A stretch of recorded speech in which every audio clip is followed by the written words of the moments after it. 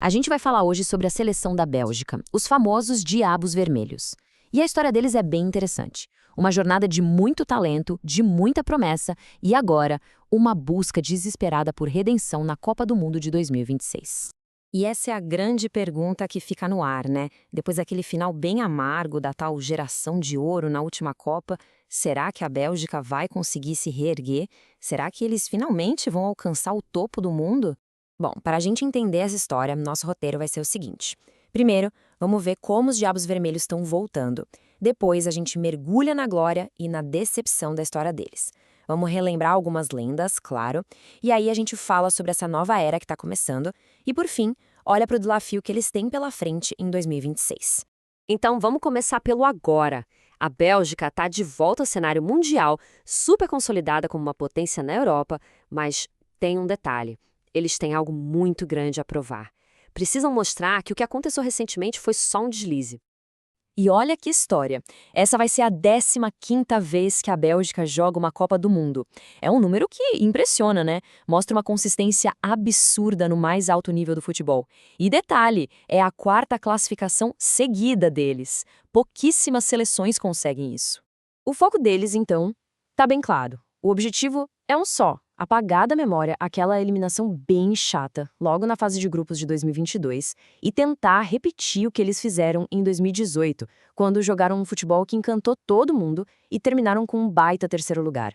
E para entender essa vontade de se redimir, a gente precisa olhar um pouco para o passado. A história da Bélgica em Copas é uma verdadeira montanha-russa, cheia de emoção. Vamos dar uma olhada nesses altos e baixos que marcaram a trajetória deles? A jornada da Bélgica é feita de extremos, literalmente. Lá em 86, eles foram a grande surpresa, chegando nas semifinais. O ponto mais alto, o auge, veio em 2018, com o pódio na Rússia. E aí, a queda brusca em 2022, que para muita gente foi o fim de um ciclo de jogadores fantásticos. Olha, o contraste entre as duas últimas Copas é gritante. Em 2018, a gente teve momentos que, nossa, não dá para esquecer. Aquela virada sobre o Japão, a vitória histórica contra o Brasil. Foi incrível. 4 anos depois, a história foi outra. Frustração total, um futebol que não engrenava, boatos de briga interna. 2 Copas, 2 narrativas completamente diferentes para a mesma geração. Mas olha só, muito antes dessa geração de ouro, teve o time de 1986.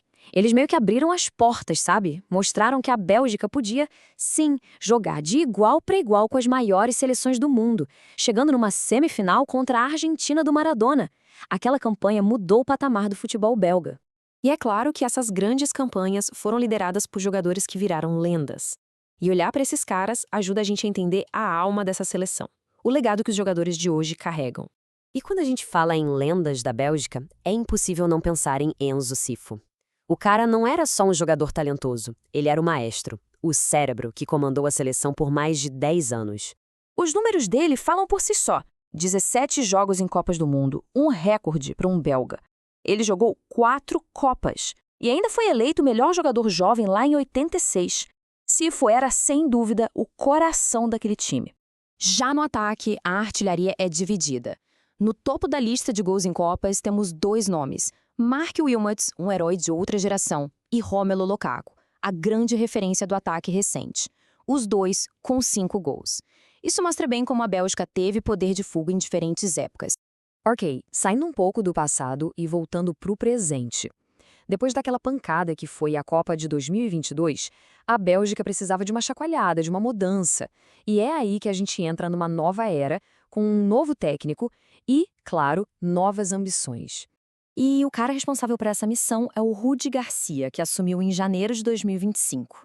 Ele tem uma experiência enorme em clubes gigantes como Lille, Roma, e é conhecido por um estilo de jogo bem ofensivo, de posse de bola. É uma tentativa de renovar o otimismo depois de um período mais pragmático. E o começo dele foi tenso, viu? Veio uma derrota para a Ucrânia e a pressão já ficou gigante, mas o time mostrou poder de reação. Venceu o jogo de volta, se garantiu na elite da Liga das Nações e, a partir dali, engatou uma campanha bem sólida e se classificou para a Copa. Foi um primeiro teste de fogo e eles passaram. Agora, vamos olhar para o futuro, para o que vem por aí.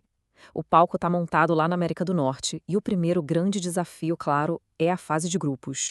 A Bélgica caiu no grupo G e vai enfrentar Egito, Irã e Nova Zelândia.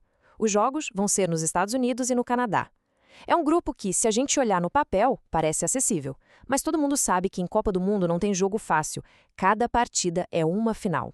Isso nos traz de volta para a pergunta do começo.